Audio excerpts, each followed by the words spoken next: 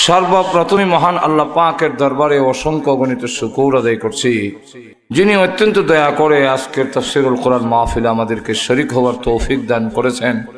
এই জন্য শুকর আদায় করছি আলহামদুলিল্লাহ। আমাকে যে বিষয় দেওয়া হয়েছে, বিষয়টা হইল মিলাদুন নবী ও সিরাতুন নবীর পার্থক্য। এই বিষয়ে আমার দেওয়া হয়েছে। তো আমি আপনাদের সামনে সূরাতুল আহজাবের 21 নম্বর আয়াতি কারিমা তেলাওয়াত করছি। যেই আয়াতে আল্লাহ পাক বলেন, লাকাদ কানা লাকুম ফি রাসূলিল্লাহি উসওয়াতুন হাসানাহ। রসুলের জীবনীতে, রসুলের সিরাতে রয়েছে তোমাদের জন্য উত্তম নমুনা। নমুনা কাকে বলে? মডেল নমুনা, এটা বলবো পরে ইনশাআল্লাহ, আল্লাহ যদি তৌফিক দেয়। প্রথম নম্বর হলো রসুলের জীবনীতে, রসুলের সিরাতে রয়েছে তোমাদের জন্য উত্তম নমুনা। কাদের জন্য? আল্লাহ বলে দিচ্ছেন, লিমান কানা ইয়ারজুল্লাহ আই ইয়াখাফুল্লাহ। মহান আল্লাহ রাব্বুল আলামিনকে যারা ভয় করে, ওয়াল ইয়াউমাল আখির, আর পরকালের দিনকে যারা ভয় করে, যে পরকালের একটা দিন আছে, সেখানে আল্লাহর সামনে আমাদের দাঁড়াইতে হবে, জবাবদিহি করতে হবে। এটাকে বলা হয় ওয়াল ইয়াউমিল আখির। ইয়াউমিল আখির কেন? এটা শেষ দিন, তাহলে বোঝা যায় আর কোনো দিন হবে না। কিয়ামতের দিনকে শেষ দিন বলা হয় কেন? এর কারণ হলো আজকের দিন গেছে, আবার দিন আসবে। এই জন্য আজকের দিনকে শেষ দিন বলা যায় না, দিন তো আরো আইব, কিন্তু হাসরের মাঠের পরে আর কোনো দিন আসবে না, দিন শেষ। ওই দিনের ভয় যাদের ভিতরে আছে, ওয়া যাকারাল্লাহ কাসীরা, যারা বেশি বেশি আল্লাহকে স্মরণ করে। এই তিনটা কোয়ালিটি, তিনটা সিফত আল্লাহ তুলে ধরছেন আয়াতের মধ্যে। একটা হলো আল্লাহকে যারা ভয় করে, দুই নম্বর হলো কিয়ামতের মাঠে দাঁড়ায় আল্লাহর সামনে দাঁড়াইতে হবে, এই ভয় ভীতি যাদের আছে। যারা বেশি বেশি মহান আল্লাহকে স্মরণ করে, এদের জন্যই রয়েছে রসুলের জীবনীতে উত্তম নমুনা। তাহলে বোঝা যায় যারা আল্লাহরে ডরায় না, হাসরের মাঠও বিশ্বাস করে না, আল্লাহরও অত স্মরণ করার দরকার নাই, এরার লেগা মডেল আর আদর্শ নমুনারও দরকার নাই। এ যেমন মন সামনে চলুক, জোরে কোন ঠিক না? তাহলে এবার আসুন, সিরাতুন নবী, মিলাদুন নবী, এগুলার একটু পার্থক্য আমাদের বোঝার দরকার। আমরা দেশে অনেক সময় পার্থক্য না বোঝার কারণে, রসুল সম্পর্কে না জানা দেখার কারণে মিলাদুন নবী, সিরাতুন নবী লইয়া মেলে গেল। একটু ধরে কন, বোঝা যায় জিনিস দুইটা, আসলে জিনিস দুইটা না। আমরা দেশে অনেক সময় এই বিষয় নিয়ে মারামারি, একদল মিলাদুন নবী, একদল সিরাতুন নবী। মিলাদুন নবী, সিরাতুন নবী বিষয়টা কিন্তু ভিন্ন বিষয় নয়। সিরাতুন নবী আর মিলাদুন নবী এটা বিষয়টা একই, কিন্তু না বুঝার কারণে আমাদের মায়ের এমনও আছে, এগুলো তো আমাদের দেশে আসে নাই। চিটাগাং, কুমিল্লা এদিক দিয়ে একটু বেশি। এই সাধারণ পাবলিকরা মনে করে যে মিলাদুন নবীর এক দল, সিরাতুন নবীর আরেক দল। সুতরাং বিরোধী দলরে যা যা কন লাগে তা কইতে রাজি। একদল মিছিল দেয়ার কয় যে সিরাতুন নবীর দিন শেষ, মিলাদুন নবীর বাংলাদেশ। নাউজুবিল্লাহ বলবেন না? আবার এমনও মিছিল দেয়, সিরাতুন নবীকে লাথি মারো, মিলাদুন নবী কায়েম করো। এই কথা কেউ বলার পরে তার আর ঈমান থাকে না। কেউ যদি বলে সিরাতুন নবীকে লাথি মারো, এর অর্থ হলো বিশ্ব নবীরে লাথি মারো। আর বিশ্ব নবী কেউ যদি লাথি মারো, হের আর ঈমান থাকে? হে কলাম বুঝতেছে না, মনে করতেছে সিরাতুন নবী দ্বারা কলাম, কারণ বুঝে না কোন শব্দ কি বলতেছে। আমাদের ধর্মীয় জ্ঞান না থাকার কারণে এই ঝগড়া আর ফাসাদ। সাত অন্ধ হাতি দেখতে গেছে। আচ্ছা, যারা অন্ধ এরা হাতি দেখবো কেমনে? হাতি দেখবো আতাইলে তো 7 জন গিয়া আতাইয়া এখন এক কানো বইয়া মন্তব্য করে কিরম দেখছ ক? তো একটা কয় দেখার মতো একমাত্র আমি দেখছি, চোখই দেখে না। এর মধ্যে আবার লাগাইছে একমাত্র। কিরম দেখছ? দেখছি হাতি একটা ফিলারের মতো। আসলে কি হাতি ফিলারের মতো? আর একটা গরু ছাগল, তুই কি দেখছ?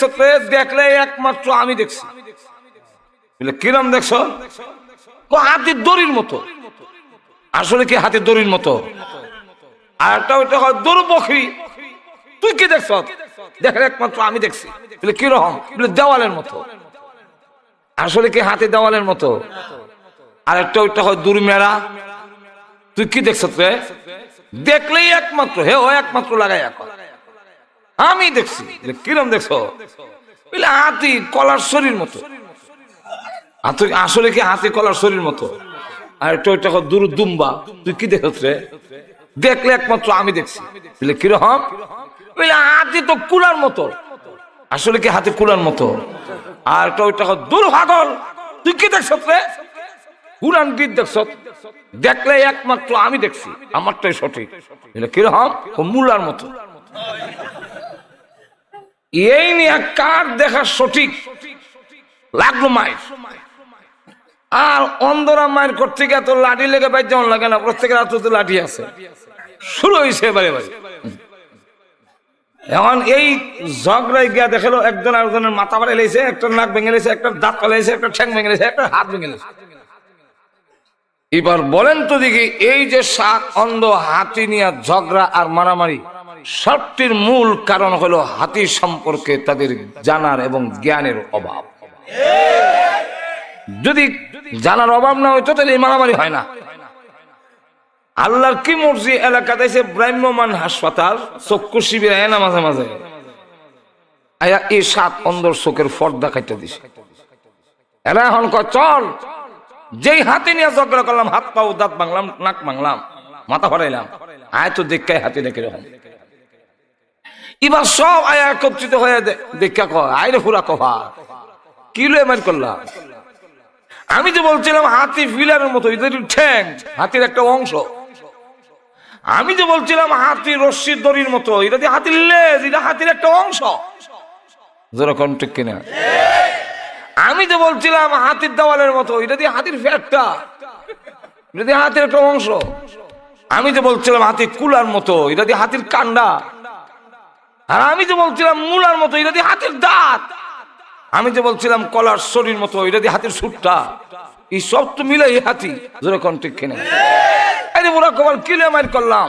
ঠিক তেমনি হবে আমাদের দেশেও সিরাতুন নবী, মিলাদুন নবী নিয়ে যারা মায়ের করতে চায়, কিয়ামতের কঠিন ময়দানে বিশ্ব নবীর সাথে যেদিন দেখা হবে, ওই দিন ভুল ভাঙবে। মিলাদুন নবী বলেন, দালাইলুন নবুয়ত বলেন, মুজিজাতুন নবী বলেন, সূরাতুন নবী বলেন, আর ওফাতুন নবী বলেন, সবগুলো হলো সিরাতুন নবীর একটা অংশ, বিশ্ব নবীর জীবনের একটি অংশ।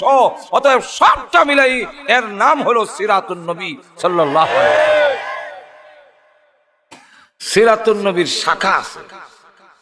সিরাতুন নবী কাকে বলে আর মিলাদুন নবী কাকে বলে, আগে এটা বুঝেন না, আপনার অসুবিধা হইতেছে। সিরাত শব্দের অর্থ হইল, সিরাত শব্দের অর্থ হইল, ডিকশনারিতে লেখে সিরাত শব্দের অর্থ হইল, প্রথম নম্বর হইল অবস্থান। অবস্থান মানে রাসূল সাল্লাল্লাহু আলাইহি ওয়াসাল্লামের অবস্থান। রাসূল সাল্লাল্লাহু আলাইহি ওয়াসাল্লামের অবস্থাকে গুণাবলী, বৈশিষ্ট্য, আখলাক, মর্জি, মিজাজ, উঠা বসা, কাজ কর্ম সবটি মিলাইয়া এটাকে আরবিতে বলা হয় সিরাতুন। আর এই সিরাতুনে যখন নাকি নিয়ে মিলানো হয় নবীর সাথে, আর নবীর মধ্যে যখন আবার আলিফ লাম লাগানো হয়, তখন নির্দিষ্ট করে আন-নবী আর সিরাত আলাদা, দুইটারে একান্ন করলে হয় সিরাতুন নবী সাল্লাল্লাহু আলাইহি ওয়াসাল্লাম। তাহলে এর অর্থ হলো রাসূলের জীবন আদর্শ, রাসূলের গুণাগুণ, রাসূলের বৈশিষ্ট্য, রাসূলের মর্জি মিজাজ, রাসূলের উঠা বসা, রাসূলের কাজকর্ম, রাসূলের কথাবার্তা, এই সবগুলো এই সিরাতুন নবীর ভিতরে ঢুকায়। কথাটা বুঝছেন? এটাকে আরো সহজে বলা হয় রাসূল সাল্লাল্লাহু আলাইহি ওয়াসাল্লামের জীবনী, রাসূলের জীবনী। কথাটা বুঝছেন? তো রাসূলের জীবনী কইলে এর ভিতরে তো সবই ঢুকছে। ঠিক ঠিক। আপনি তো কন না সব ঢুকে নাই, সবগুলো এর ভিতরে ঢুকে গেছে। এটাকে বলা হয় সিরাতুন নবী সাল্লাল্লাহু আলাইহি ওয়াসাল্লাম। এখন এই সিরাতুন নবী সাল্লাল্লাহু আলাইহি ওয়াসাল্লাম, যেমন উদাহরণ দিলে আপনারা বুঝতে সুবিধা, হাতের মধ্যে এক হাতের মধ্যে আঙ্গুল কটা? আরো জোরে কর। তাহলে 5 একটা সংখ্যা আছে তো, 5। আচ্ছা 5-এর ভিতরে 1 আছে নি? 2 3 4। 5-এর ভেদের ভিতরে যেমন 1 2 3 সব লুকাইল, সিরাতুন নবীর ভিতরে রাসূলের জীবনের সবকিছু লুকাইল। রাসূলের এই সিরাত কে অনেক ভাগ করছে, কিন্তু প্রথমত 2টা ভাগেই বলা হয়। এটা কি? মিশকাত শরীফের হাদিসের মধ্যে 2টা অধ্যায় আছে। একটা অধ্যায়ের নাম হলো বাবু হায়াত ওয়ালাদাতুন নবী সাল্লাল্লাহু আলাইহি ওয়াসাল্লাম, আর একটা অধ্যায়ের নাম হলো বাবু ওয়াফাতিন নবী সাল্লাল্লাহু আলাইহি ওয়াসাল্লাম। তাহলে একটা হলো ওয়াফাত আর একটা হলো ওয়ালাদাত। এই এর সমান নয়। ওয়ালাদাতুন মানে এটার অর্থ হলো জন্ম, রাসূলের জন্ম, এবং ওয়াফাত ইন্তেকাল এর সমান নয়। যার নাম তার নামই হলো সিরাতুন নবী সাল্লাল্লাহু আলাইহি ওয়াসাল্লাম। এখন মিলাদ, মিলাদ শব্দটা 2টা অর্থ হইতে পারে। একটা অর্থ হলো মিলাদুন, যদি এটাকে ইসমে আলা সেগা ধরা যায়, মিলাদুন, মিজানুন, মিফআলুন, মিসওয়াকুন, এটা সব হইল মিলাদুনের ওজনে। এর অর্থ হয় সন্তান প্রসব করাইবার যন্ত্র। একটা যন্ত্র বাচ্চার গলার মধ্যে লাগাইয়া এমনি টানে। ঘুমাই আছেন না কেন? কিছু হানা যে বলতেছেন, বাচ্চা হাসপাতালে এলে বাচ্চাকে কি করার জন্য ভিতরে ঢুকে এগুলা আছে যন্ত্র আছে, এটা লাগাই আমরা টানে আস্তে আস্তে আইতো। এই যন্ত্রটার নাম মিলাদ। আর একটা অর্থ হইল মিলাদুন শব্দটা, এটা হইল মাজদার, মাজদারে মিমি বলা হয়। তাইলে মাজদারে মিমি হইলে এর অর্থ হবে জন্ম বৃত্তান্ত। তাহলে 2টা লাগাইলে আবার নবী আর নবী যদি লাগানো হয় তাহলে মিলাদুন নবী সাল্লাল্লাহু আলাইহি ওয়াসাল্লাম। এখন মিলাদুন নবী সাল্লাল্লাহু আলাইহি ওয়াসাল্লাম এর অর্থ হবে রাসূলের জন্ম বৃত্তান্ত, রাসূলের জন্ম বৃত্তান্ত। তাহলে এবার বলেন, কারো জীবনী লিখতে গেলে বা জীবনী বলতে গেলে তার জন্মটা কি জীবনীর থেকে আলাদা? জন্ম বাদ দিয়ে কেউ জীবনী লেখন যাব? 14 নম্বর কাম হইল তার জন্ম লেখ। যখন ঠিক না আরো জোরে বলেন। প্রথমে যেমন তার জন্ম লিখতে হয়, প্রথমে যেমন তার জন্মের আলোচনা আসে, যেই কোনো নেতার আলোচনা শুরু করলে খুললে তো তার জন্মের কথা শুরু করে, অত সালে অমুক দেশে তিনি জন্মগ্রহণ করেছিলেন সম্ভ্রান্ত একটা হেমে। যখন ঠিক কিনা এই পর্যন্ত যা কিতাব লেখা হয়েছে রাসূলের জীবনের উপরে বিভিন্ন নামে, তার সংখ্যা হইল 6 লাখেরও আরো বেশি কিতাব। এবং বেশিরভাগ কিতাবই লেখা হয়েছে সিরাতুন নবী নামে। এক ইংরেজ একটা রাসূলের জীবনের উপর বই লিখছেন ইংলিশে, ইদার নাম দিছে দি লাইফ অফ মুহাম্মদ সাল্লাল্লাহু আলাইহি ওয়াসাল্লাম। এটার আরবিটা হইল সিরাতুন নবী সাল্লাল্লাহু আলাইহি ওয়াসাল্লাম। তাহলে হ্যাঁ, তাহলে রাসূলের জীবনী যে লেখছে ইংলিশে, এও লেখছে ইংরেজিতে সিরাতুন নবী। যখন কি নবী? সিরাতুন নবী। এখন আসুন ভাইরা আমার, লক্ষ্য করে দেখুন, রাসূলের জীবনীর একটি অংশের নাম হলো মিলাদুন নবী। মিলাদুন নবী হলো রাসূল সাল্লাল্লাহু আলাইহি ওয়াসাল্লামের সিরাতুন নবীর একটা অংশ।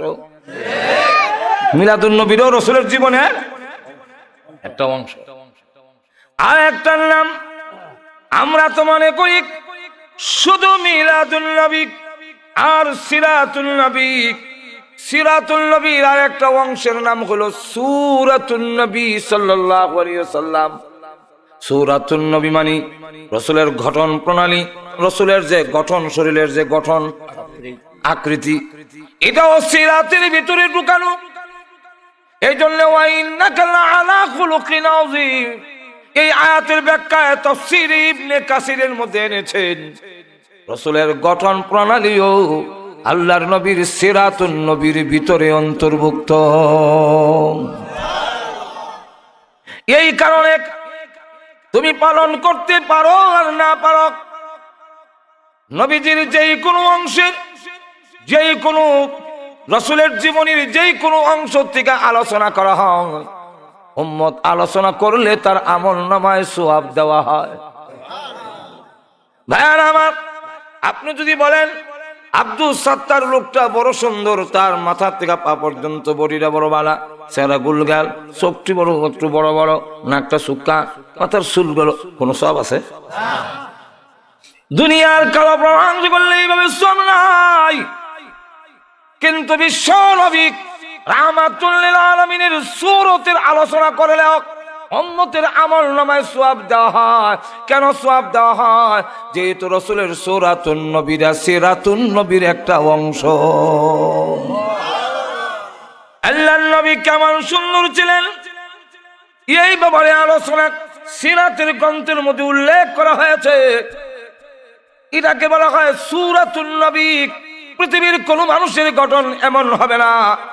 আল্লাহর নবী, বিশ্ব নবীর মাথা মুবারক থেকে নিয়ে পা মুবারক পর্যন্ত আল্লাহ পাক এমন ভাবে তিনাকে বানিয়েছিলেন, প্রত্যেকটা মানুষের একটা না একটা অংশ দোষ থাকেই।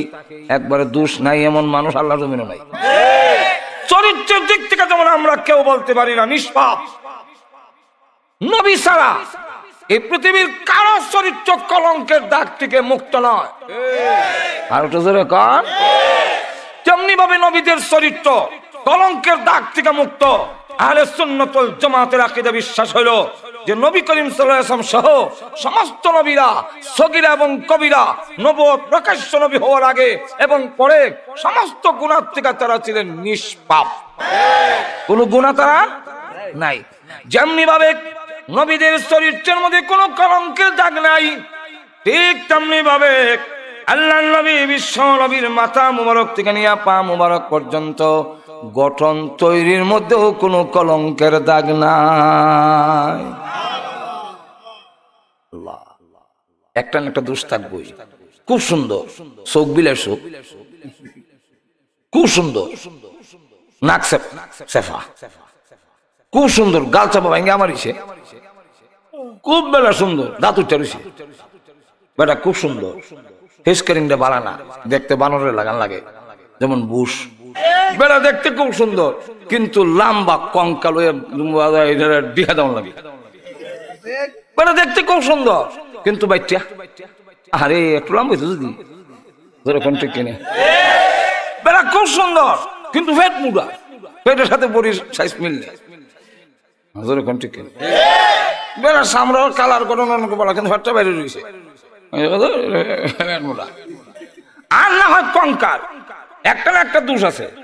কিন্তু আল্লাহর নবী স্বাভাবিক রাহমাতুল লিল আলামিন, যেমন তার চামড়া সুন্দর, ঠিক তেমনি ভাবে গঠন এমন সুন্দর। যেমন তার মাথা মুবারক সুন্দর, এমন নাক, এমন চোখ, এমন গাল, এমন চেহারার কন্ডিশন, এমনি ভাবে মোটাও না, লম্বাও না, হালকাও না, বাটিও না। আর চামড়ার কালার এমন সুন্দর, কাবাগরের সামনে দাঁড়াইলে তার চেহারার আলোতে কাবাগরের দেওয়াল আলোকিত হয়ে যায়। আম্মা জানা আয়েশা সিদ্দিকা রাদিয়াল্লাহু আনহা বলেন, পৃথিবীর মানুষেরা তোমরা দুনিয়াতে এসে নবী সম্পর্কে জানবে না, দেখো নাই, জানবে না, বুঝবে না। আমি বলে যাই, শুনে রাখো, আমি তো খুব কাছের থেকে দেখেছি আল্লাহর নবী কেমন সুন্দর ছিলেন।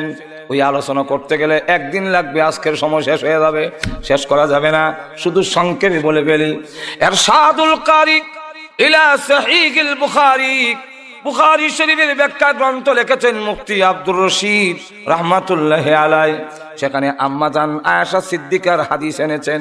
ও পৃথিবীর মানুষের শোনো, আমার স্বামী বিশ্বনবী রাহমাতুল লিল আলামিন যখন ইশার নামাজের পরে আমার ঘরের ভিতরে প্রবেশ করতেন, তখন আমি আয়েশা আমার ঘরে কোনো কুফি নাই, কোনো ল্যাম্প নাই, কোনো আলো নাই, বাতি নাই।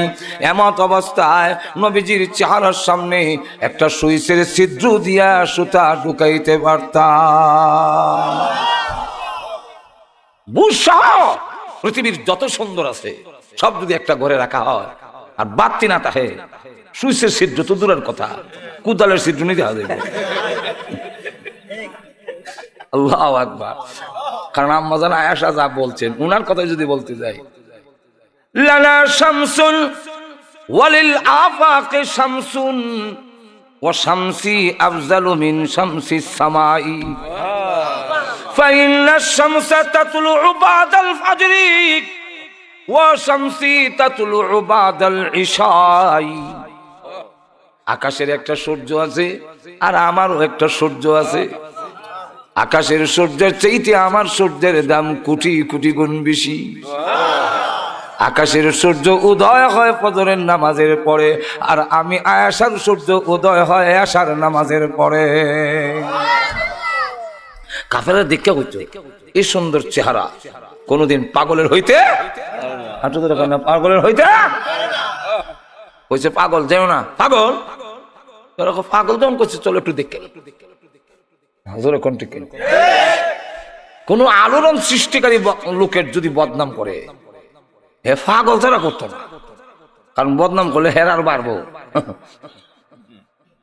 না যত সমালোচনা করবো তত হিবানার বাড়বো আর হে কমবো।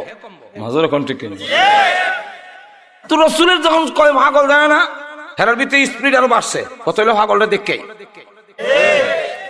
গেছে। পাগল দেখতে কাবাগরের সামনে গিয়ে দেখে রসুল দাঁড়িয়ে কোরআন শরীফ পড়তেছে, আর রসুলের চেহারার আলোতে কাবাগরের দেওয়াল আলোকিত। দেখি কয় এই চেহারার লোক কোনদিন পাগল হইতে হলো। এক, দুই নম্বর হইল অন্য মানুষের শরীরের মধ্যে মশা মাছি বসে না এমন কোন ফির আউলি আল্লাহর জমিনে নাই, কিন্তু নবীজির শরীরে মশা মাছি বসে নেই। কেন কোনো মেডিসিন দিয়ে রাখছে? তাহলে কেন? আল্লাহ নিষেধ করে দিয়েছেন, আমার রসুল সম্মানিত, বুঝবি? এই কারণে রসুল সাল্লাল্লাহু আলাইহি সাল্লামের যে ছায়া দেখে নাই সাহাবাই কারাম, ইদার থেকে আমরা দেশের অনেক বিভ্রান্ত হয় যে রসুল যদি নূরের তৈরি না হতো, রসুল যদি মানুষ হইতেন তো ছায়া পড়তো। ইমন তার সিরা, কারণ যোগ্যতা কম থাকলেই ফেস লাগে। হাদিস দুই রকম। এক হাদিস সাহাবাই কেরাম বলেন রসুলের কোন ছায়া আমরা দেখি, আম্মা জান আয়েশা বলেন আমি দেখছি। আর তো আমি একদিন বসে রয়েছি, হঠাৎ করে দেখি একটা ছায়া বসছে, মাথা করে তাকায় দিকে রসুল আসতেছে। অনেক সময় আপনি আলুর উল্টা গেলে, আলু পিছনে সূর্য পিছনে আপনি যদি সামনের দিকে যান তো ছায়াটা সামনে পড়ে, আর সূর্য এইদিকে আপনি যদি এইদিকে যান, পশ্চিম দিকে সূর্য আপনি পশ্চিম দিকে যান, ছায়া পড়বো পিছিয়ে, যখন ঠিক না? তো রসুল এইভাবে যখন আইতেছে ছায়াটা আগে পড়ছে, আম্মাজান চাইছেন কে আইতেছে, এমনি দেখে রসুল আসতেছেন। তো আম্মাজান আয়েশা বলে আমি ছায়া দেখছি, সাহাবায়ে কেরাম আমরা দেখলাম না দেখছি, দুইটার কেমনে মিলিত? এটার মিল হইল মুহাদ্দিসিনে কেরাম এর তাতবিক দিছেন, মিল দিছেন। রসুল যখন স্বামী হিসাবে, আম্মাজান আয়েশা সিদ্দিকার স্বামী হিসাবে, আদমের সন্তান হিসাবে ঘরে যেতেন, তখন তার ছায়া মুবারক দেখা যেত। আর নবী যখন নবুয়তের শান নিয়ে ঘর থেকে বের হতেন, তিনি নবী, তার পিছনে যারা আছে তারা তার সাহাবী। তখন শ্বশুর জামাই সম্পর্ক না যে উনি আমার জামাই, উনি আমার শ্বশুর, এই হিসাবে সম্পর্ক নয়। সম্পর্ক হলো আমি আবু বকর, নবীর উম্মত, নবী আমার নবী, জোরে কোন ঠিক কিনা? আলী বলেন রসুল আমার শ্বশুর এখন না, এখন বিশ্ব নবী আর আমি তার উম্মত, এই হলো পরিচয়। এখন রসুল যদি এইভাবে বের হন আর ছায়া পড়ে যায়, রসুলের পিছনে থাকবে আবু বকর, ওমর, উসমান, আলী, তালহা, জুবায়ের, তখন তাদের পাড়া রসুলের ছায়া মুবারকের মধ্যে পড়বে। আল্লাহ বলেন এইটা আমার রসুলের শানের খেলাফ। এই কারণে আমি আল্লাহ মুজিজা স্বরূপ অলৌকিক ভাবে আমার বন্ধুর ছায়া সরায় নিতাম, যাতে আমার বন্ধুর ছায়ার মধ্যে কেউ হারা দিত না। মুজিজা এর আলোচনা করার নাম হইল, কিতাবে লিখছেন সূরাতুন নবী। যখন কি নবী? আমরা তো খালি মিলাদুন নবী আর সিরাতুন নবী মালিক রইছি, তারটা বের করলাম সূরাতুন নবী, সিরাত না, সূরাত। জোরে কই না, কোনটা? অসুবিধা হইতেছে না আপনাদের? অসুবিধা হলে আমার সুবিধা, আমি রাগ না, খুব খুশি। কথা বলতেন না, লাগাই আছে মিশে দাঁড়ো। এখন লক্ষ্য করে দেখেন এই অবস্থায় যে আরেকটা হলো সূরাতুন নবী গেল 2, কথাটা বুঝছেন? 3 নম্বরটা হইল সূরাতুন নবী, আর আরেকটা হইলো এটা রাখা দালাইলুন নবী।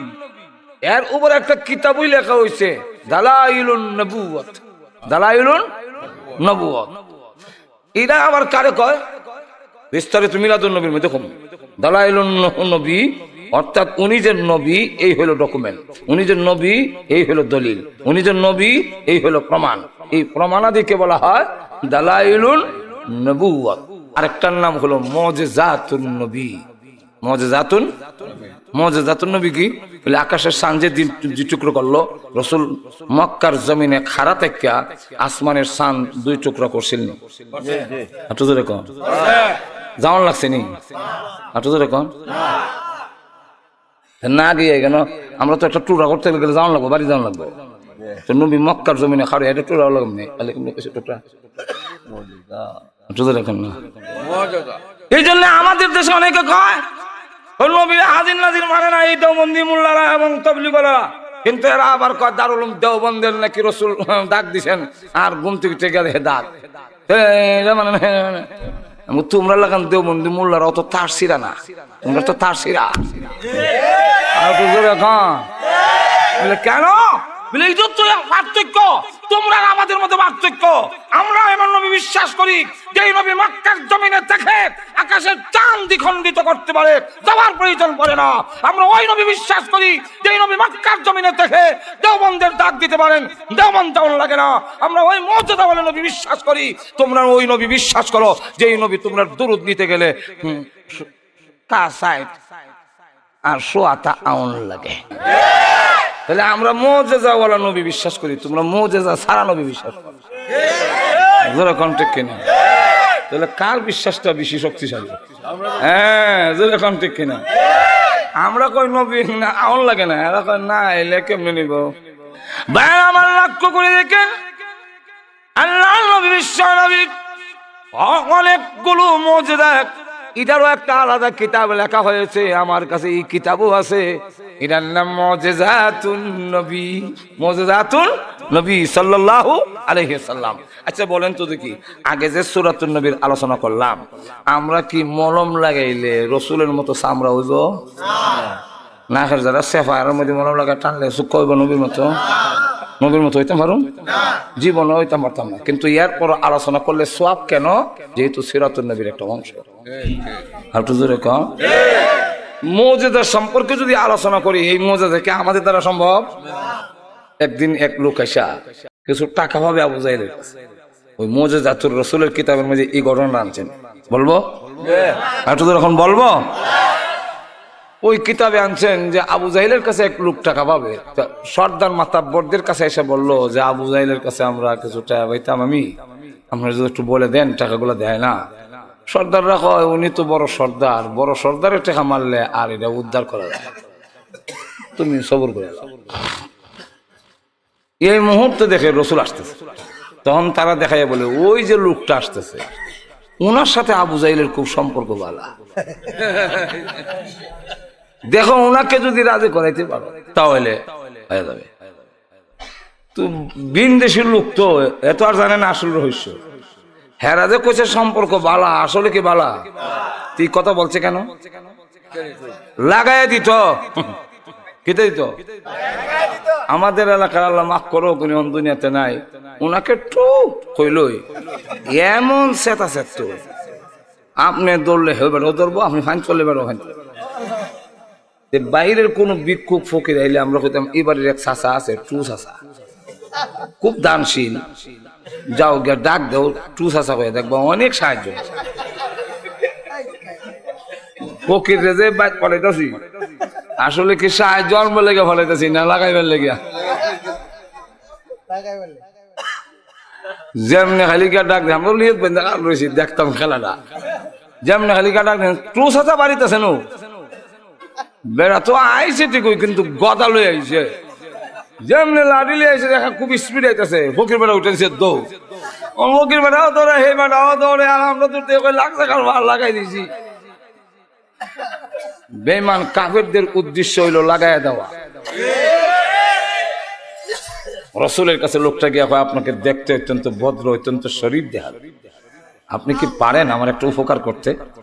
আমার ঘরে খাবার নাই, বাচ্চারা কাঁদছে, কি তোমার উপকার?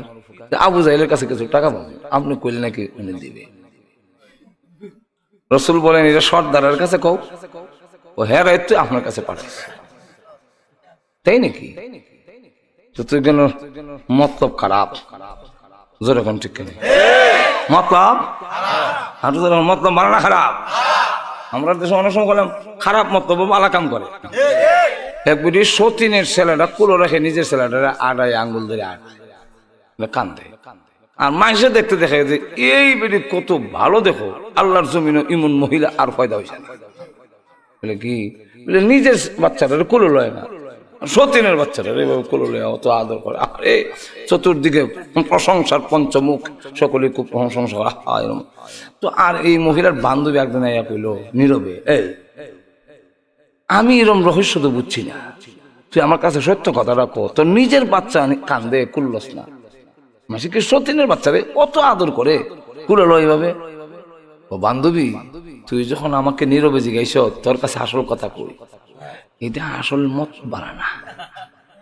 কিটা বলে, আমার বাচ্চারা তুলি না যে কান্দে, হ্যাঁ রে আটটা উঠটা হাত পাও শক্ত, উষ্টা মুষ্টা খাইবো, আচার খাইবো, শক্ত হইব আটবো, আর এটাতে কুলো রাখতে রাখতে ফঙ্গু করে ছাড়া দিন।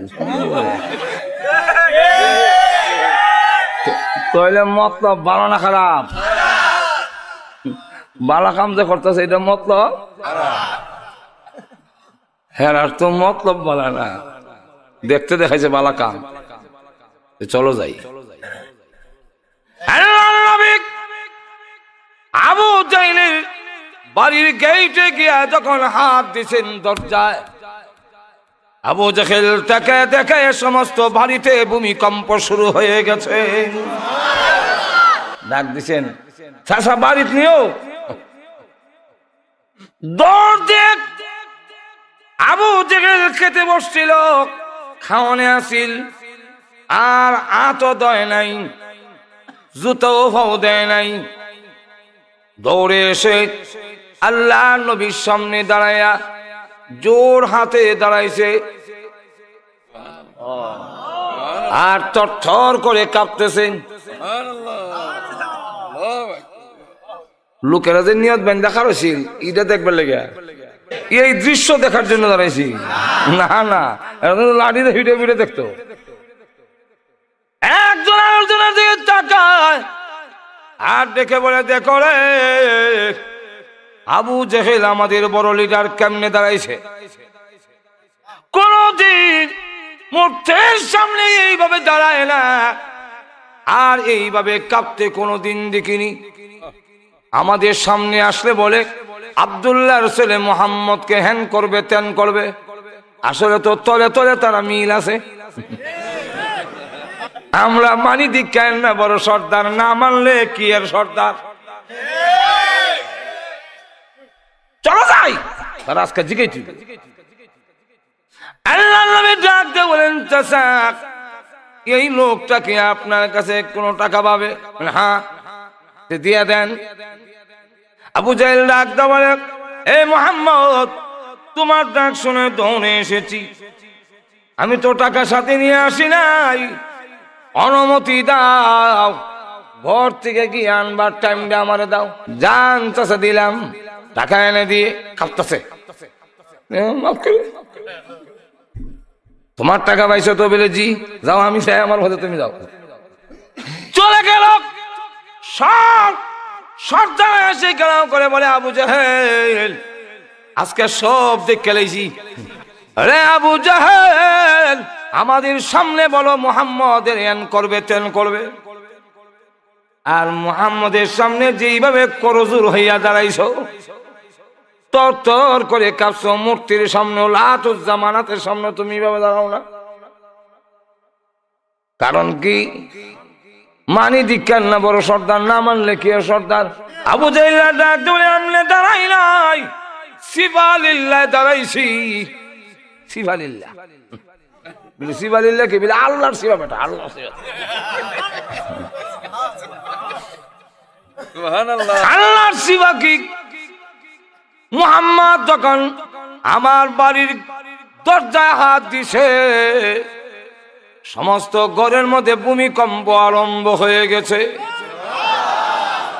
মুহাম্মদ যখন ডাক দিয়েছে, বিকট এমন শব্দ হয়েছে, আমার মনে হয়েছে মুহাম্মদ যে কিয়ামত কিয়ামত বলে শুরু হয়ে গেছি। আমি আর দেরি করি নাই, ঘর নিয়ে আমার উপরে পড়ে যায়, দৌড় দিলাম বের হওয়ার জন্য। কিন্তু আশ্চর্য ঘটনা যা দেখলাম, দেখি মুহাম্মদ আমার দরজার সামনে দাঁড়ানো, মুহাম্মদ আমার দরজার সামনে দাঁড়ানো। আমি তাকায় দেখি মুহাম্মদের দুই কাঁধের উপরে দুইটা এত বড় সাপ, হা করে নিচের টুট আমার পায়ের নিচে, উপরটা আমার মাথার উপরে। জিহ্বা বের করে বলে, পয়সা দিবি না ফেরের ভিতরে আইবি? কন্যা সুবহানাল্লাহ। তাড়াতাড়ি বল, ফেরের ভিতরে আইবে না টাকা দিবে? আমি যদি টাকা না দেই, সাপের পেটের ভিতরে চলে যাই, তাহলে এবার বলো তোমরা কি চাও আমি সাপের পেটে চলে যাই? না, তাহলে বেঁচে দাও। ওই যে আল্লাহ নবী কই থেকে দেখবো, এক নবীর কাদের মধ্যে সাপ হইতো কই থেকে? নবীর কাদের মধ্যে কোনো সাপ নাই, কিন্তু আল্লাহ দেখাইছেন মুজিজা। মুজিজার ঘটনা যদি বলতে যাই, আজকের রাত্রিতে শেষ করা যাবে না। অনেক মুজিজা দিয়েছেন বিশ্ব নবীকে। নবীজিকে ডেকে বলেন, ও মুহাম্মদ, আপনার দাওয়াত গ্রহণ করতে পারি, আমার মেয়েটা যদি কবর থেকে জিন্দা হয়ে কয়।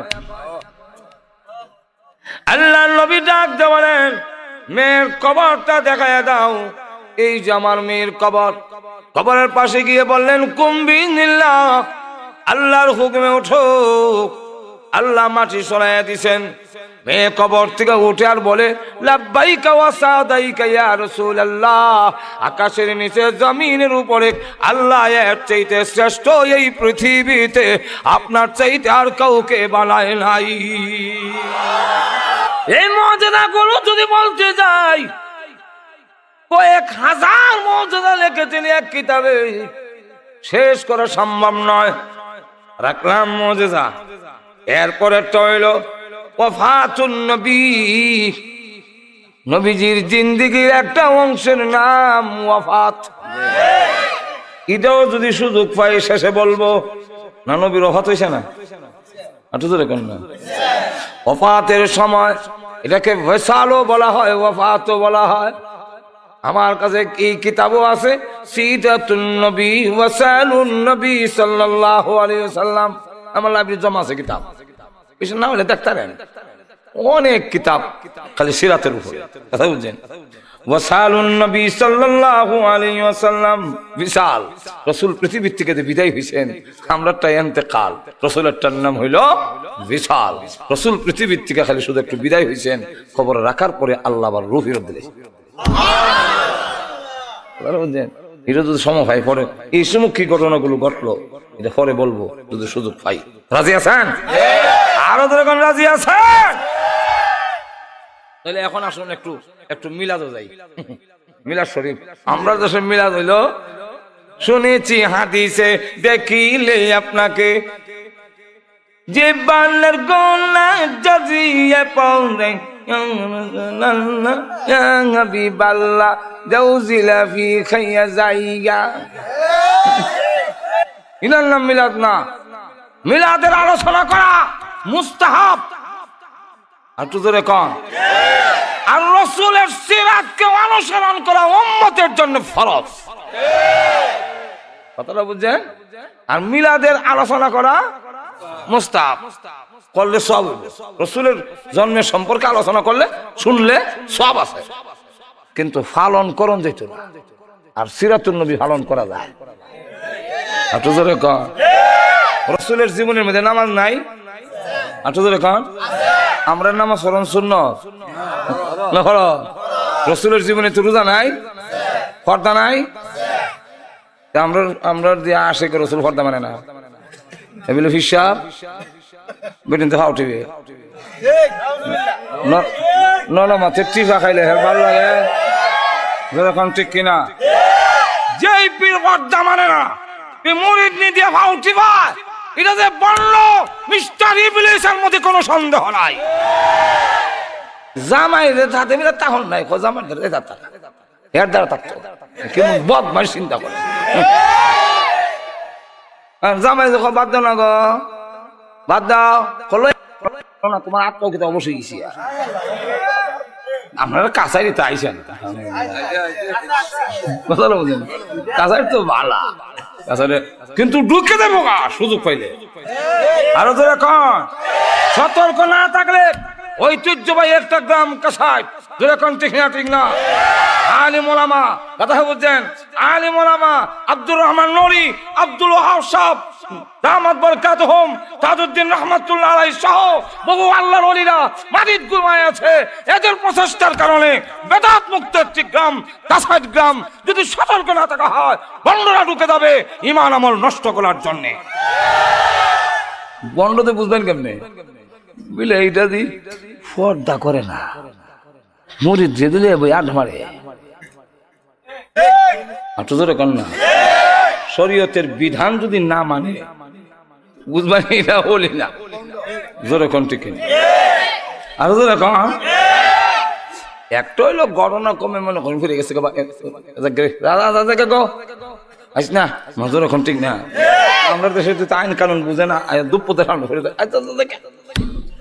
আর একটা হইলো ইচ্ছাকৃত ভাবে লইয়া বইয়া ওখান টিপা দাও তেল দাও গোসল খান করাইয়া দাও, এ যে বদমাইশ এটার মধ্যে কোনো সন্দেহ নাই। রাসূল সাল্লাল্লাহু আলাইহি ওয়াসাল্লাম আম্মাজান আয়েশা সিদ্দিকার সাথে কথা বলতেছেন, এমন সময় আয়েশা একজন সাহাবী, উনি অন্ধ, আব্দুল্লাহ ইবনে উম্মে মাকতুম, সালাতু ওয়া সালামু আলাইকা ইয়া রাসূলুল্লাহ, রাসূল আয়েশা পর্দার ভিতরে যাও। রাসূলের বিবিগণ আমরার মা আল্লাহ কোরআনের ডাইরেক্ট উল্লেখ করছেন, হাঁটু জোরে কর না। এরপরেও রাসূল বলতেছেন পর্দার আড়ালে যাও। আম্মাজান আয়েশা তো খুব বুদ্ধিমতী মহিলা, উনি ডাক দেখো হুজুর আমি পর্দার গিয়ে কি ধরতাম, উনি তো চোখে দেয় না, আমি কথা কইতাম না, কইতাম দেখতো না তো। রাসূল বলেন আয়েশা তোমার না বেটা দেখতো না, তুমি যে দেখবা। চিন্তা করছেন? আরে এখন মারিফত বলে, মারিফত এটা মারিফত না মরবার ভক্ত। যাই হোক এখন আসুন রাসূল সাল্লাল্লাহু আলাইহি ওয়াসাল্লামের মিলাদুন নবী পালন মানে পালন উদযাপন তো করার কোনো সুবিধাই নাই, মানে আলোচনা করা সওয়াব। আলোচনা করা কোন জাতের সওয়াব? মুস্তাহাব। কোন জাতের সওয়াব? মুস্তাহাব। আর সিরাতুন নবীর আলোচনা করা এবং পালন করা ফরজ। কথা বুঝছেন? ফরজটাই কইলাম, রাসূলের সিরাতের ভিতরে ফরজ আছে, ওয়াজিবও আছে, সুন্নতে মুআক্কাদা আছে, তো ফরজটাই ধরলাম। তো রাসূলের সিরাতকে অনুসরণ করা উম্মতের জন্য ফরজ আর মুস্তাহাব। এখন মুস্তাহাব দর্শি আর ফরজ মিলাদুন নবী পালন করার জন্য আমরা কম মিলাদের কথা বলেন, সিরাত না তাহলে কেন বলে সিরাত গেল তো সিরাত গেলে কে কথা আইব? নামাজের কথা আসবে, ফর্দার কথা আসবে, এটা বাদ দেন। মিলাদুন নবী যেহেতু ইতা নাই, জোরে কোন ঠিক না? মুস্তাহাব এই ফরজ ছাড়া দিয়া মুস্তাহাব লইলে এই মুস্তাহাবের সওয়াব পাওয়া যায় না, ইয়াদ রাখতে হবে। জোরে কোন ঠিক না? নাভির থেকে নাভি সহ আডু পর্যন্ত ঢাকা রাখন কাপড় দিয়া সুন্নত না ফরজ?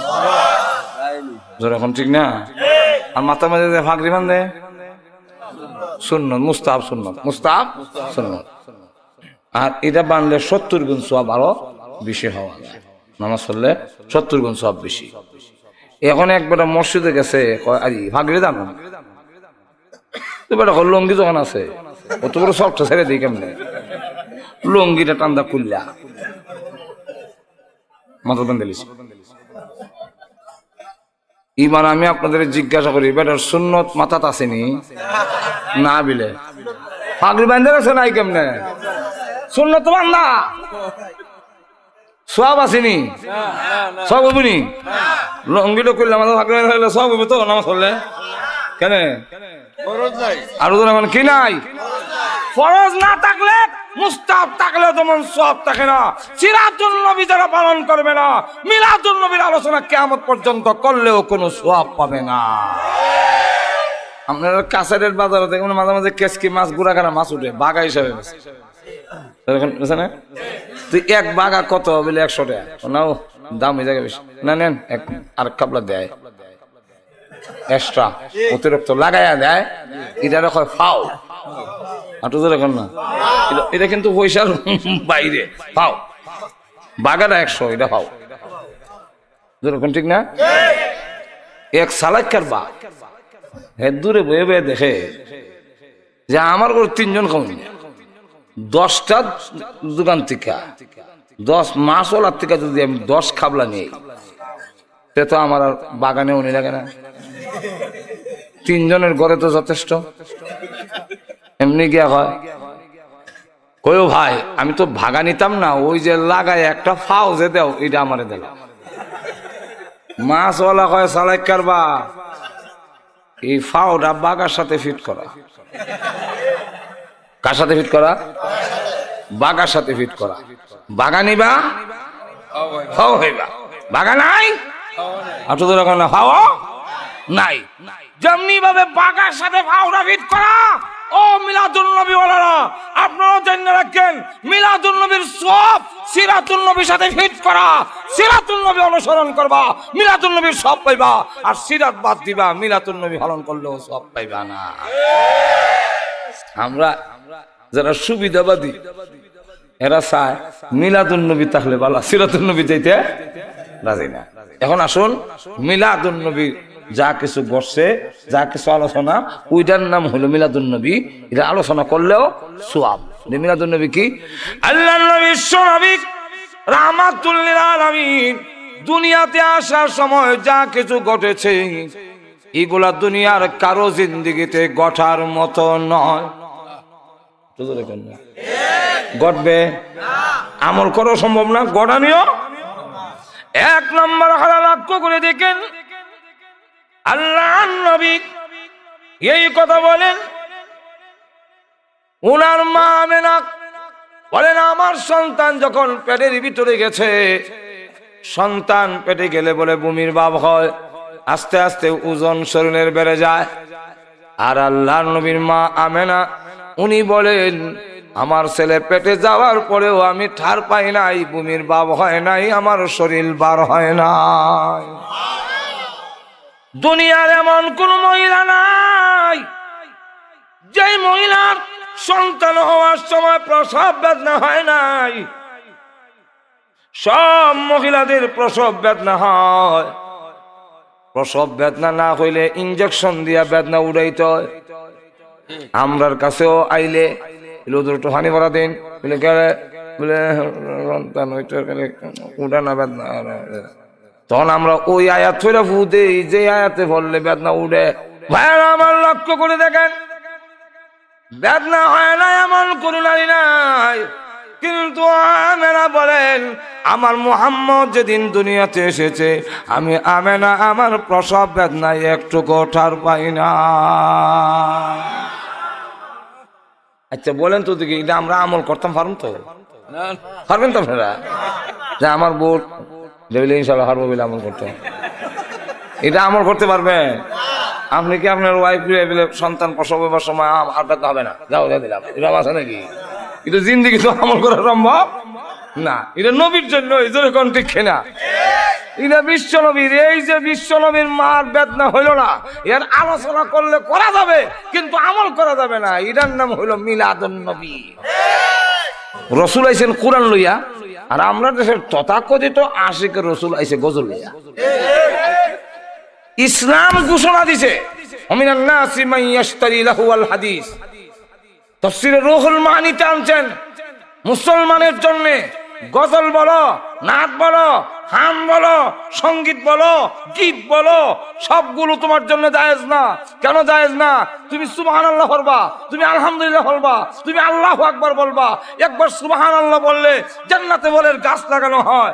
একবার সুবহানাল্লাহ আলহামদুলিল্লাহ বললে তামলাআনে আও তামলাউ মা বাইনাস সামাওয়াতি ওয়াল আরদ, আসমান আর জমিনের ভাগ জায়গাটা সম্পূর্ণ সবে ভরপুর হয়ে যায়।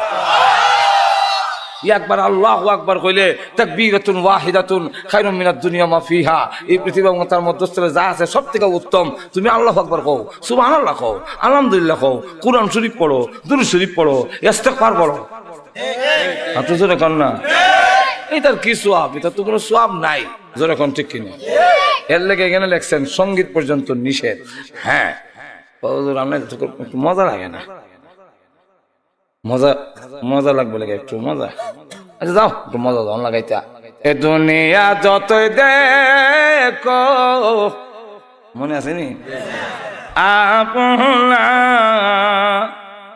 আরে ময়রা গেলে সবই হবে বেগানা। যেরকম ঠিক কিনা? কথা তো বলা, যেরকম ঠিক কিনা? এই কারণে ইসলাম বলছে, হ্যাঁ এখন যদি এমন কথা যদি কও যেটা আখিরাতের দিকে মন ধাবিত হয়, যে কথা আল্লাহর প্রশংসা নবীর প্রশংসা হয়, দুনিয়ার দিকে যেন অশ্লীল না হয়, তাহলে শর্তের সাথে জায়েজ করে দিলাম। এখন লক্ষ্য করে দেখেন যে শর্তের সাথে দিছে, কে সাথে দিছে? 1 নম্বর শর্ত, অশ্লীল হইতে পারিবে না। যেমন এক বেটা দিয়ে একদিন ওয়াজের মধ্যে কইতাছে, শিশিরেতে কি বীজে মাটি বিনা বর্ষণে, পত্রেতে কি হয় গো মিলন বিনা দর্শনে। এটার মধ্যে কিছু অশ্লীলতা। শুনবলি রে তরুলতা, কেন কষ্ট মনের কথা, আরে জঙ্গলেতে তাইকা বুঝি দেখছো নবী রে। এরা আনছো কর্তিকা তালরা, কোন তালে? বেদের মেয়ে জুসনায় আমায় কথা দিয়েছে, আরে জঙ্গলেতে তাইকা বুঝি দেখছো নবী রে। ঠিক কিনা? সুতরাং তোমার তাল যদি কানের সাথে মিলে, তোমার গান গজল যদি হয় কানের সাথে মিলে, তোমার এটা জায়েজ নয়। এই জাতীয় গান গজল খাইয়া কখনো আশিক রাসূল হওয়া যায় না। যাক সামনের দিকে যাই। আমেনা বলেন, হে দুনিয়ার মানুষ, আমার ছেলের জন্মের সময় কি হয়েছে শোনো। আমি তাকা দেখি আকাশে নয়, অসংখ্য অগণিত তারকা আমার ঘরের এত কাছে এসেছে। আমি আমেনা ইচ্ছা করলে তারকাগুলো হাত দিয়া ধরতে পারতাম। তাফসীরে নূরুল কোরআনে আনছেন হযরত আব্বাস রাদিয়াল্লাহু আনহুর কথা, যে উনিও বলেন আমি ধরে গেছিলাম আমার বাতিতে দেখতাম, গিয়া দেখি সান এত কাছে, সুবে সাদের সময় সে তো সানটা কোনো রইছে, আমি এত কাছে দিকে এদিকে একবার মোহাম্মদের দিকে তাকাই, আবার সানদের দিকে তাকাই, তাকাই দেখি আমার বাতি যাওয়া সানদের দিকে চাই মুচকি হাসে। ডাইনি বা মাথা নাড়াইলে আকাশের সান ডাইনি ভাবে নাই। অতবাক হয়ে গেলাম, কারে জিগাইতাম রে, কেডা এটা আমার জব দিব? ইসলাম গ্রহণ করে ডাইরেক্ট রাসূলের দিকে। হুজুর আপনি যেদিন পৃথিবীতে এসেছিলেন আকাশের তারকা এত কাছে কেন এসেছিল? নবী গো আপনিও তাকাইছিলেন, চন্দ্রের দিকে হাসছিলেন এবং ডাইনি ভাবে মাথা নাড়াইলেন, আকাশের চাঁদ ডাইনি ভাবে নড়লো কেন? আল্লাহ নবী ডাক দেবেন, যা দেখেছিলেন ঠিক দেখেছিলেন। এর কারণ হইল পৃথিবীতে যত সন্তান আসে প্রত্যেক সন্তান কান্দে, আমি যাতে না কান্দি আমার আল্লাহ আকাশের চাঁদ পাঠাইছে আমি মুহাম্মদকে আনন্দ দেওয়ার জন্য। সিরাতে ইবনে হিশামের মধ্যে আনছেন আল্লাহর রাসূল যেই সময় শুবে সাদিকের সময় আসলো, ওই সময় ঘরের ভিতরে অন্ধকার থাকে। শুবে সাদিকের সময় দরজা খুললে বাইরে বর্ষা, ঘরের ভিতরে আন্দাজ।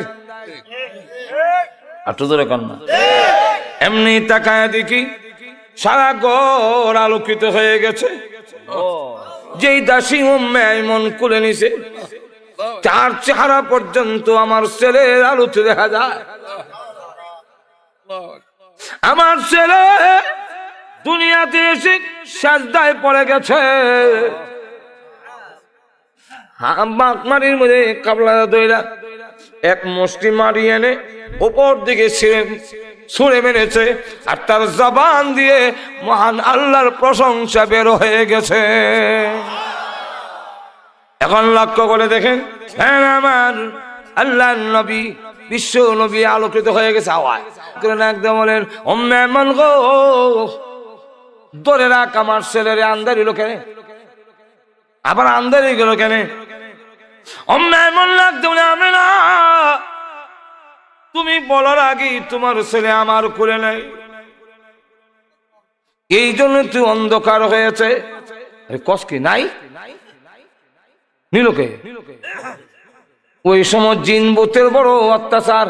আমেনা ভাবছেন জিন্নাতে নিয়ে গেছে, কান্না শুরু করলেন, প্রভু গো, ভাগ্য গুণে পেয়েছিলাম, ধরে রাখতে পারলাম না। এমনি শুনে গাইবে আওয়াজ আসতেছে, আমেনা গো, তোমার ছেলেকে কেউ নিবে না, নিতে পারে না, তোমার ছেলেকে কেউ কিচ্ছু করতে পারবে না, তার জিম্মাদার স্বয়ং আল্লাহ। আমেনা কোথায় গেছে জানি? সারা পৃথিবীর মাখলুক গুলো দরখাস্ত করেছে, দিনে বলে, প্রভু গো, বিশ্ব নবী যিনি হবেন, দিনের মধ্যে পাঠাও, আমি দিন গৌরবান্বিত হব।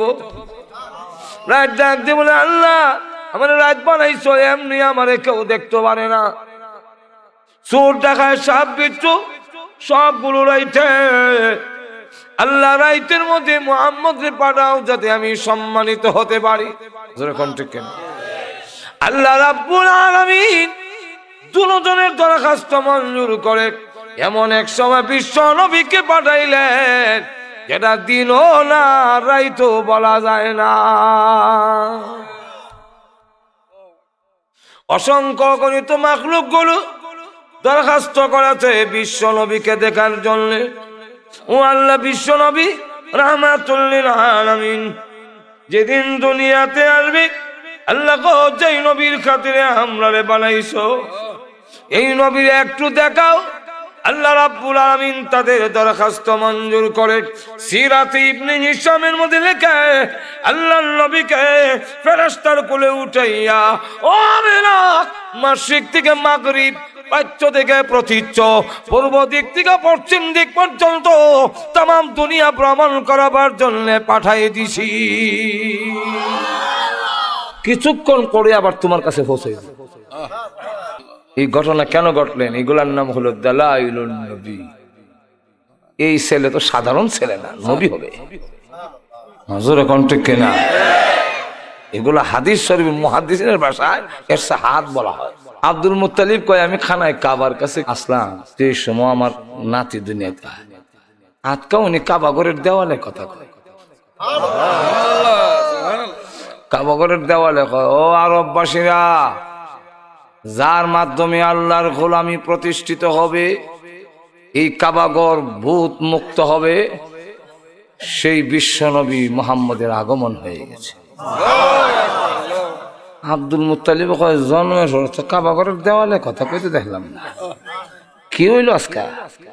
কাবাগরের দরজাটা দিয়া ওখান যেভাবে দরজা এটা কুরাইশে কিন্তু উঁচা করে, আগে নিচে আছে, চাইছে কি তারে দেখে 360টা মূর্তি আছিল ভিতরে, সব উল্টা হইয়া, কোনটার ঠ্যাং ভাঙছে, কোনটার হাত ভাঙছে, কোনটার নাক ভাঙছে। আল্লাহ বাস্তবতা দেখাই দিলেন, হক এসে গেছে, বাতিল বিদায় হবে। কাবাগরের দেওয়ালে কথা কয়, আপনার ফুতাইলে দিন কাবাগরের দেওয়ালে করবো নি, আমার ফুতাইলে হইব। হালিমাতু সাদিয়া উনি বলেন, আমি যখন লইলাম কুলে, কেউ যখন দেয় না উনারে, মানে হালিমারে সন্তান দেয় না, যেহেতু দুধ নাই, আবার একটা বাচ্চা আছে, এই জিল্লায় দুধ পায় না, আবার খেলা দিত বাচ্চা তারে, আর রসুল রে নেয় না, কই এটি অসহায় বাচ্চা নিলে পুরস্কার তো পাইতাম না, উচিত পাইতাম না। জানি লাভ নাই। শেষে হালিমাতু সাদিয়া কয় একবারে খালি যাওয়ার চিতে এতিম মোহাম্মদ ছেলে নিয়ে যায়। রসুলকে যেই মাত্র কুলে লইছেন হালিমাতু সাদিয়া কয় আমার স্বাস্থ্য ভালো হয়ে গেছে গা, আর দুধে ভরপুর হয়ে গেছে, আমার কুটনির দিকে তাই দেখি দুধ খেবার জায়গা নেই, হাইটটা করতেছে ওটো মোজা তাজা ওইসে পরে আমি তুলে বসি। তখন আমি টানি লাগাম টানি তাইফের দিকে, আর উট গুইরা কাবাগরের দিকে যাবে। আমরা টানলাম আটকা দিয়ে কাবাগরের দিকে নামলাম, বইয়া মাথা নোয়াইছে, সেজদা দিছে, সেজদা দিয়ে আবার মাথা উঠাইছে। উঠানোর পরে এবার মাথা ঘুরাইয়া উডে কথা কয়, হে আব্বাজিরা, যে মুহাম্মদ সাল্লাল্লাহু আলাইহি ওয়াসাল্লামের আগমনে, যে মুহাম্মদ সাল্লাল্লাহু আলাইহি সাল্লাম এসেছেন আমার পিঠে, যার মাধ্যমে আল্লাহর গোলামি এই পৃথিবীতে প্রতিষ্ঠিত হবে এবং সমস্ত মূর্তি পূজা উৎখাত হবে, সেই বিশ্ব নবীর আগমন হয়ে গেছে এবং আমার পিঠে আরোহণ করেছে। এই সবগুলো হইল দালাইলুন নবী, নবুয়তের দলিল। উনি যে নবী হবেন এই হইল প্রমাণ। এই আলোচনা করার নাম হইল মিলাদুন, মিলাদুন নবী। তাহলে এই মিলাদুন নবী পালন করে কি আমরা দ্বারা, আমল করে কি আমরা দ্বারা সম্ভব? আঠুদের এখন সম্ভব। তাহলে এইটাগুলো হইলো, এই সবগুলো হইলো আলোচনা করা যাবে, পালন করা যাবে না। কিন্তু নবীর সিরাতের একটা অংশ হওয়ার কারণে পালন করতে পারো আর না পারো, আলোচনা করলে সোয়াব। জোরে কোন ঠিক কিনা? আর সিরাতুল নবী সাল্লাল্লাহু আলাইহি সাল্লাম রাসূলের গোটা জীবনীকে আল্লাহ রাব্বুল আলামিন বলেন, লাকাদ কানা লাকুম ফি রাসূলিল্লাহি উসওয়াতুন হাসানা। আল্লাহ রাব্বুল আলামিন বলেন, নিশ্চয়ই তোমাদের জন্য রাসূলের সিরাতে, রাসূলের জীবনীতে রয়েছে উত্তম নমুনা। আল্লাহ বলেন, তোমাদের জীবন আমার কাছে গ্রহণযোগ্য হইতে গেলে আমি একটা মডেল বানায়া দিলাম, নবীর জিন্দেগিতে ফালাইয়া দেখা হবে। বিশ্বনবীর সিলমোহর না থাকলে তোমার কোনো ইবাদত আমি আল্লাহর দরবারে কবুল হবে না। লক্ষ্য করে দেখেন, লাকাদ কানা লাকুম ফি রাসূলিল্লাহি উসওয়াতুন হাসানা। নবীর জীবনীটা আমাদের জন্য নমুনা। নমুনা কোন জায়গা বলে, বা ক্বাবলান নবুয়ত বাদান নবুয়ত, নবী হওয়ার আগের 40 বছরের জিন্দেগি আর এর পরের জিন্দেগি। নবীর 40 বছরের জিন্দেগি যদি আল্লাহ রাব্বুল আলামিন ওই 40 বছরের পরেরটা যদি পরের জিন্দেগিতে গ্রহণ না করে থাকে, তাহলে ওই জিন্দেগি আমাদের অনুসরণীয় নয়, আমাদের অনুকরণীয় নয়। আমাদের অনুকরণীয় হইল নবী হওয়ার 23 বছরের জিন্দেগি। এই জিন্দেগিকে দুই ভাগে ভাগ করা হয়েছে, একটা হলো কাবলাল হিজরত আর একটা হলো বাদাল হিজরত। হিজরত করার আগে 13 বছরের জিন্দেগি, হিজরত করার পরে 10 বছরের জিন্দেগি। 13 বছরের জিন্দেগিকে মাক্কি জিন্দেগি বলা হয়, আর 10 বছরের জিন্দেগি হলো মদিনার জিন্দেগি। যেরকম ঠিক কিনা?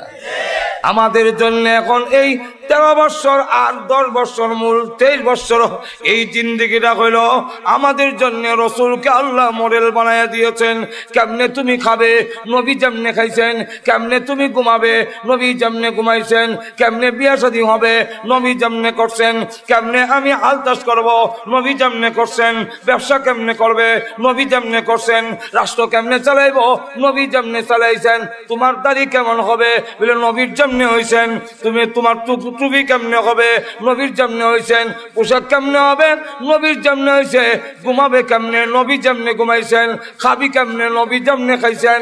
তুমি এইভাবে যদি করতে পারো সব কাজ নবীকে মডেল বানাইয়া, তাহলে নবী যেই জান্নাতে থাকবে তুমিও ওই জান্নাতের ভিতরেই বসবাস করবে।